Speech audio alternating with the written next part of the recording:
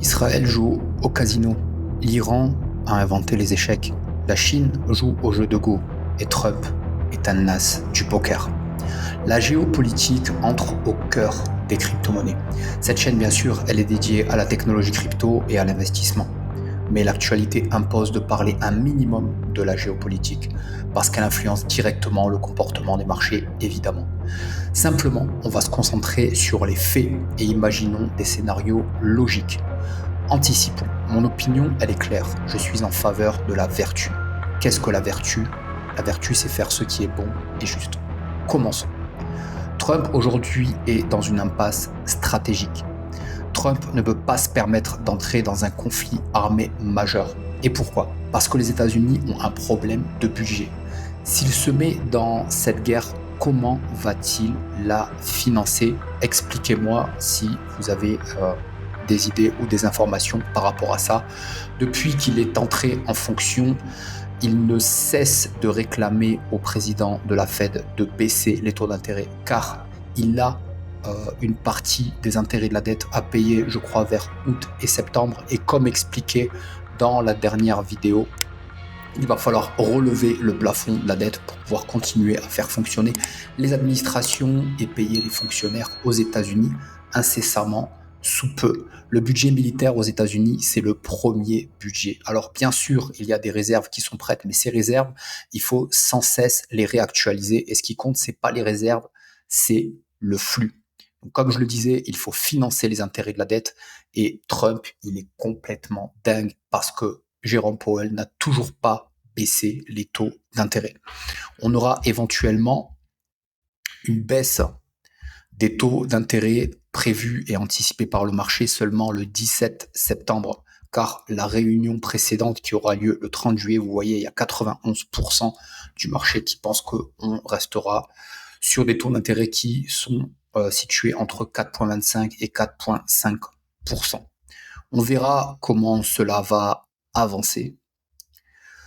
Donc il faut financer les intérêts de la dette, comme dit précédemment, avec encore plus de dettes. Et en plus de ça, le plafond de la dette va devoir être remonté, comme je le disais, pour continuer à payer les fonctionnaires et faire tourner les administrations. Et surtout, la base électorale de Donald Trump est contre cette guerre. Alors, on a les colons du Moyen-Orient qui somment le président des États-Unis, qui était contre une attaque envers l'Iran, de finir le travail alors que les négociations étaient en cours. Maintenant, la base électorale de Donald Trump qui a voté pour Make America Great Again, pour America First, c'est-à-dire en premier lieu les intérêts des États-Unis et non pas les intérêts d'un autre pays, n'est absolument pas d'accord pour entrer et les vieux et mauvais souvenirs du passé ressurgissent et n'ont pas envie de sacrifier leurs enfants ni évidemment leur argent et leur investissement, bien que l'économie est un petit peu difficile en ce moment. C'est absolument pas le moment d'entrer dans une guerre qui serait absolument interminable. Des gros blogueurs se sont opposés, comme Candace Owens, qui a sorti une bonne vidéo. Alors, si vous parlez pas anglais, allez sur sa chaîne, anglais en direct. L'épisode 201 et l'épisode 200 aussi, qu'elle co-anime avec une personne que je connaissais pas, qui est vraiment influent aussi, s'explique vraiment très bien tous les arguments et reviennent sur les événements et les autres blogueurs et journalistes citoyens aux États-Unis qui sont contre cette guerre et qui utilisent des arguments pertinents et logiques. Et ces mêmes personnes ont appuyé Donald Trump dans les moments les plus difficiles de la campagne et même avant la campagne. Ils ont voté Donald Trump 2 fois en 2016 et en 2024 et je pense même en 2020, et il ne peut pas se permettre de perdre sa base électorale, surtout qu'on a les élections de mi-mandat qui arrivent en 2026, et alors là, s'il perd les influenceurs qui le supportent, en plus de sa base électorale, ça va devenir compliqué, surtout qu'il y a des vidéos qui ressurgissent de lui, alors je ne sais pas si on entend... on entendra le son, là, dans cette vidéo, il dit on n'avait rien à faire voilà, en Irak. Je rappelle, entre parenthèses, que l'Irak a coûté 2 trillions, plus de 2 trillions sur 20 ans pour changer des talibans pour des talibans. Et on a cette vidéo qui ressurgit il y a plusieurs années, et puis celle-ci aussi, où il dit voilà, le président va commencer une nouvelle guerre avec l'Iran, parce que l'Iran, c'est un sujet qui tourne depuis au moins les années 80, en gros, depuis la révolution islamique en 79. Et il dit, voilà, notre président va commencer une guerre avec l'Iran parce qu'il est incapable de négocier. Donc c'est absolument pas logique en fait que Trump voudrait aller en Iran, et je pense qu'il freine des quatre fers et qu'il est tenu, euh, on ne sait pas comment, mais il est tenu, je pense, par ce qu'on appelle le deep state pour faire des déclarations. Alors Donald Trump, on a appris à le pratiquer depuis sa première présidence en 2016. Il y a ce qu'il dit et ce qu'il fait. Alors ce qu'il dit, oui, euh, ne vous y aventurez pas, vous allez avoir la puissance de feu militaire maximum, etc., etc. Et là, juste aujourd'hui, au moment où j'enregistre cette vidéo, et je pense que je vais la publier dès demain parce que pour l'urgence de l'actualité, j'aurai pas le temps de faire trop de montage. Il vient juste de donner une parole officielle dans laquelle il dit que il fait savoir qu'il va réfléchir pendant 2 semaines pour savoir s'il se met ou non dans ce conflit. Donc vraiment très intéressant, et je pense que c'est absolument pas les intérêts d'y aller. Donc on l'a dit, premièrement, financièrement, il peut pas se permettre, il doit financer ses administrations et ses fonctionnaires. Et on a même Tucker Carlson qui dit dans une vidéo récemment, si les États-Unis se mettent dans ce conflit, c'est la fin de l'Empire américain. C'est l'arrêt de mort des USA. Donc ils peuvent pas se permettre de céder aux caprices d'un extrémiste obsédé de la venue du Dimachar, etc. Donc là, on part après sur des références eschatologiques. Il y a des blogueurs qui expliquent ça très bien, comme Youssef Indy que je recommande, comme Pierre Jovanovic que je recommande. Voilà, donc je vais essayer de pas trop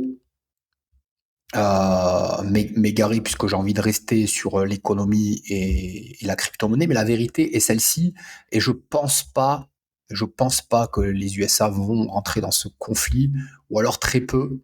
Là d'ailleurs on a ce tweet aussi où on voit breaking, voilà, président Trump a dîné avec Steve Bannon, hein, qui est je pense un ami et un soutien historique, où lui dit voilà, de manière très agressive, il est opposé à une intervention des US sur une guerre de l'Israël contre l'Iran. Donc vraiment très intéressant, et en gros s'il fait ça, il va peut-être plaire à ceux qui le tiennent de manière comment pourrais-je dire, de manière contrainte à effectuer une intervention militaire, mais il perdrait toute sa base électorale, il perdrait tous ses soutiens de poids, et alors là c'est bye bye les chambres du Sénat en 2026 pour les élections de mi-mandat, et évidemment bye bye pour son camp républicain pour les élections de 2028. Alors comment il va se sortir de là, on va bien voir. Est-ce qu'il va se soumettre? Je pense pas que ce soit son genre. Le pouvoir et l'argent, il l'a déjà. Je pense vraiment qu'il aime les États-Unis, donc on va voir. Je suis vraiment curieux. Moi, je suis pas du tout un soutien de Donald Trump, je reste neutre, et je suis encore moins un soutien d'Elon Musk, je reste neutre, et on en parlera un petit peu plus tard dans cette vidéo. Donc, on l'a vu, hein, le fantôme de l'Irak ressurgit, des archives refont surface que je viens de montrer, où on y voit Trump critiquer l'intervention en Irak, disant que cela n'a rien apporté aux États-Unis. Résultat, plus de 2 trillions de dollars dépensés pour remplacer les talibans par d'autres talibans. Aujourd'hui, il semble coincé dans une situation semblable. Mais attention, Trump n'est pas un homme de déclaration. Ou plutôt si, c'est un joueur de poker. Il bluffe, il temporise, il attend son moment. Et donc là, je pense qu'il vient de se gagner 2 semaines de plus par rapport à la déclaration qu'il a faite aujourd'hui, où il dit voilà, qu'il attend 2 semaines de plus pour savoir s'il va rentrer dans ce conflit ou non. Et je pense que c'est toute la différence entre quelqu'un qui est chaud, déterminé, il va rentrer dans un conflit, il rentre et après il parle. Là, ça fait un moment qu'il fait des déclarations, qu'il invite tout le monde à la négociation, etc. Mais on a l'Iran de l'autre côté qui est fier et qui ne se laisse pas faire.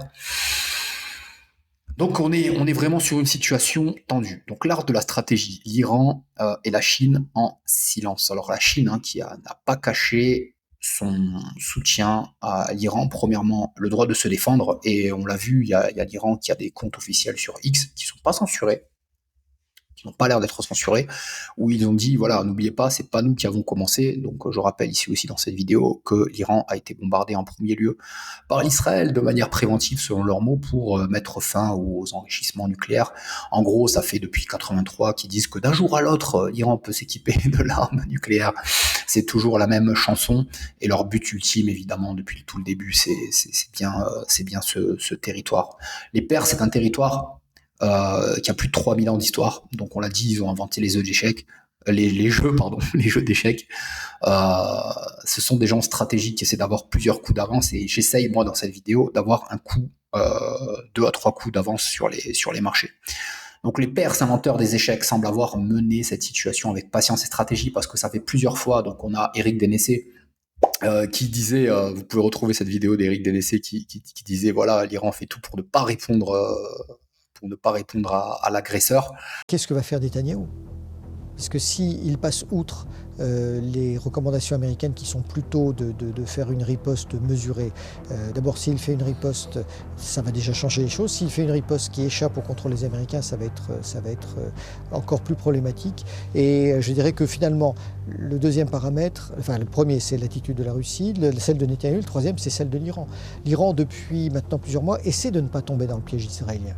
Parce que la stratégie israélienne, elle est tout à fait finalement comparable à ce qu'a fait l'OTAN face à la Russie. C'est-à-dire qu'on crée des conditions qui sont de plus en plus insupportables pour Moscou, pour que Moscou déclenche une offensive et apparaisse comme l'agresseur. Bien sûr que c'est Moscou qui a envahi l'Ukraine, mais tout avait été fait pour. Et là, il se passe la même chose. Depuis plusieurs mois, on voit des tentatives assez systématiques des Israéliens et des Américains d'une certaine manière pour pousser l'Iran à la faute. Or, toute l'astuce des Iraniens, c'est justement de ne pas tomber dans ce piège. Mais combien de temps ils vont résister? Je pense qu'ils ont attendu d'être prêts, puisqu'on a vu les dégâts que ça a apporté à l'agresseur. Maintenant, les spécialistes alertaient depuis longtemps, la patience de l'opprimé, lorsqu'elle est prête à riposter, devient une arme puissante. Voilà, donc le marché n'y croit pas encore, je sais pas. Le marché, lui, continue de monter. Le Bitcoin se comporte bien. Le Bitcoin reste au-dessus des $100 000 depuis plus de 40 jours. Voilà, au moment où je parle, un Bitcoin à $104 000, de plus de 40 jours au-dessus des 100 000, c'est historique, c'est un record. Le support des 100K se renforce jour après jour. Je vous invite à voir ma dernière vidéo qui malheureusement a très peu été vue à cause donc de ce conflit international qui s'est lancé juste avant que je la publie. Et évidemment, les intérêts des algorithmes ont été plus orientés vers cette actualité, mais je donne vraiment des indicateurs intéressants pour montrer pourquoi je pense que $100 000 n'est qu'un début. Et je parle notamment de la DeFi sur le BTC, d'un narratif à venir et des derniers mouvements. Je vous invite vraiment à la voir pour les plus curieux. Ça m'a demandé 2 jours quand même de montage. Enfin, j'ai vraiment soigné cela. Je pense vraiment que c'est une ressource intéressante pour ceux qui veulent en savoir plus sur les indicateurs et les marchés et ce que je pense. Donc voilà, selon moi, les scénarios possibles. Voici les scénarios que j'envisage. Et évidemment, c'est pas un conseil en investissement, c'est juste une réflexion stratégique personnelle. Donc scénario 1, Trump engage les USA dans la guerre. Et cela mettrait une pression énorme sur la Fed pour baisser les taux d'intérêt, donc peut-être avant septembre, et donc pour financer l'effort de guerre. Donc ce serait peut-être un quoi qu'il en coûte, donc version guerre. Donc ce serait pas très joli, mais ça ferait marcher la planche à billets de manière illimitée, peut-être plus forte que pendant le Covid. Donc est-ce que ce serait bon pour les marchés, les actifs spéculatifs, et donc pour le Bitcoin et les altcoins? Donc scénario 2, Trump reste en retrait comme il semble le faire actuellement. Donc la situation continue comme dans la dernière vidéo. Le marché haussier lent, soutien implicite à la paix, stabilité fragile. Ou scénario 3, Trump pousse à la négociation, donc ce qui semble aussi être le cas. Mais je vois mal comment l'Iran irait négocier après avoir été agressé une énième fois. Donc l'incertitude reste dominante, mais les marchés et surtout Bitcoin continueraient probablement à grimper. Donc dans les 3 cas, je pense moi que Bitcoin en ressortira gagnant. Et donc et aussi les actifs refuges comme l'or et l'argent. Par contre, pour les altcoins, c'est un petit peu plus compliqué. Là aussi, on l'a vu sur la dernière vidéo.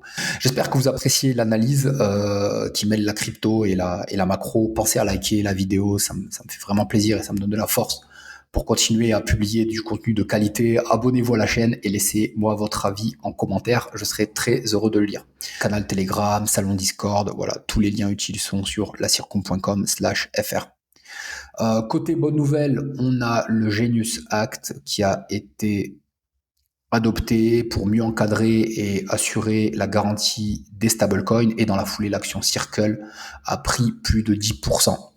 Et ensuite, Elon Musk, pareil sur la chaîne de Candace Owens, qui se base sur des faits et rien que des faits, qui est vraiment très doué dans son domaine, nous apprend que Elon Musk aurait eu une altercation avec Scott Besson, donc secrétaire au Trésor, juste devant le bureau ovale à la Maison Blanche, au sujet des économies, où le président du Trésor lui a reproché de ne pas avoir fait les économies annoncées. Donc dans un premier temps, il voulait économiser 2 trillions, dans un second temps 1 trillion, puis au final il a économisé 160 ou 170 milliards. Donc apparemment il se serait battu, donc altercation physique. Donc est-ce que c'est ça qu'on a vu, où il avait une égratignure au niveau de son œil droit? J'en sais rien, mais c'est un petit peu bizarre parce que par rapport à ce qui s'est passé, les attaques personnelles, il utiliserait des comptes influents pour lui donner la réplique sur X et lui donner une certaine importance. Il aurait été quelqu'un de furieux quand les journalistes ne parlaient pas de lui comme cofondateur de Tesla à l'époque, alors qu'il n'a pas fondé Tesla, hein, il l'a racheté. Et en plus de ça, donc sur X, les gens s'étonnaient comment ce gars peut gérer SpaceX et Tesla et être un super gamer, puisqu'il fait partie des meilleurs gamers sur un jeu de RPG. Et apparemment, ce serait même pas lui qui jouerait, il paierait quelqu'un pour jouer à sa place. Donc vraiment trop bizarre. Elon Musk, moi à titre personnel, je me suis mis en retrait de la plateforme X, comme on peut voir.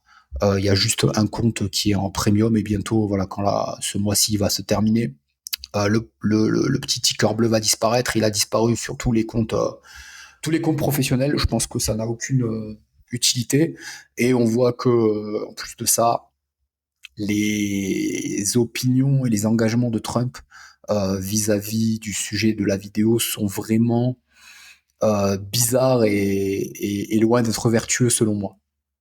Donc je me mets en retrait de la plateforme X, et s'il y a bien une plateforme, un réseau social qui est incensurable et qui est liberté d'expression, c'est Nostr, qui fonctionne comme Bitcoin, avec une clé privée pour se connecter et une clé publique pour suivre les gens et faire suivre les gens. Mais voilà, je pense que comme Bitcoin, il va falloir plusieurs années pour que les gens s'habituent à ce genre de choses. Donc voilà, j'invite les gens à utiliser X évidemment, mais avec beaucoup de prudence, et ne pas hésiter à critiquer quand il faut critiquer. Moi-même sur cette chaîne, hein, j'étais vraiment à fond sur Trump, sur Musk, pendant la campagne notamment, où il mettait fin à toute une parole qui était un petit peu contre nature. Mais quand les gens font de mauvaises choses, il ne faut pas hésiter à les critiquer. Le mot de la fin, surtout n'oubliez pas, construisez votre plan, suivez-le à travers toute épreuve, et les épreuves, il y en a. N'abandonnez pas, car c'est avec persévérance qu'on rencontre le succès et que vous ferez rugir le lion des crypto-monnaies qui se trouve en vous. Je vous dis à très bientôt. Bye.